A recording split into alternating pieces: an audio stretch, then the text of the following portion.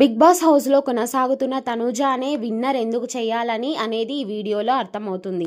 ఎందుకంటే ఆమె 100% ఎఫెక్ట్ పెట్టి ఆడటమే కాకుండా 100% ఆలోచిస్తుందని చెప్పడంలో ఎలాంటి సందేహం లేదు.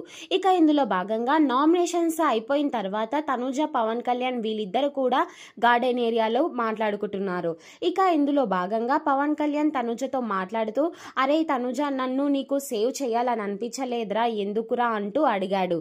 దీనికి తనూజ మైండ్ బ్లోయింగ్ ప్లాన్ తో చెప్పిందనే చెప్పాలి. పవన్ కళ్యాణ్, అరే నీకు ఒక విషయం చెప్తాను, నేను భరణి గారిని సేవ్ చేశాననుకో బాండింగ్స్ తో సేవ్ చేసింది అని అనుకుంటారు. అదే ఇమాన్యుయల్ ని సేవ్ చేశాననుకో 10 వారాలు నామినేషన్ లోకి రాలేదు, మళ్ళీ ఇమాన్యుయల్ ని ఎలా సేవ్ చేశారంటూ ఆడియన్స్ నన్ను వేసుకుంటారు. అదే నేను నిన్ను నామినేషన్ నుంచి సేవ్ చేశాననుకో ఫ్రెండ్షిప్ బాండింగ్ మీద నిన్ను సేవ్ చేశానంటారు. సో అలాంటి చెడ్డ పేరు నాకొద్దు కదా, నా గేమ్ నేను నిజంగానే ఇండివిజువల్గా ఆడుకుంటున్నాను. సో నేను ఏమనుకున్నాను అంటే ఆల్రెడీ రీతు యొక్క గేమ్ స్ట్రాటజీ ఈ వారం నుంచి మారుతుంది.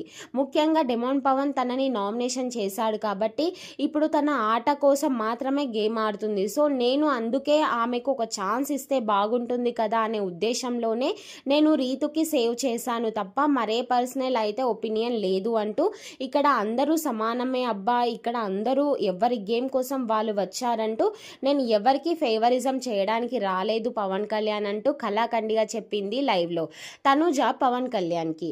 దీంతో పవన్ కళ్యాణ్ తనూజతో మాట్లాడుతూ, అందుకేనబ్బా నీ స్ట్రాటజీలు కానీ నువ్వు మాట్లాడే విధానం కానీ 100% పర్ఫెక్ట్ గా ఉంటాయి, అందుకే నువ్వు ఏదైనా మాట్లాడినా సరే నేను స్టాండ్ తీసుకుంటాను.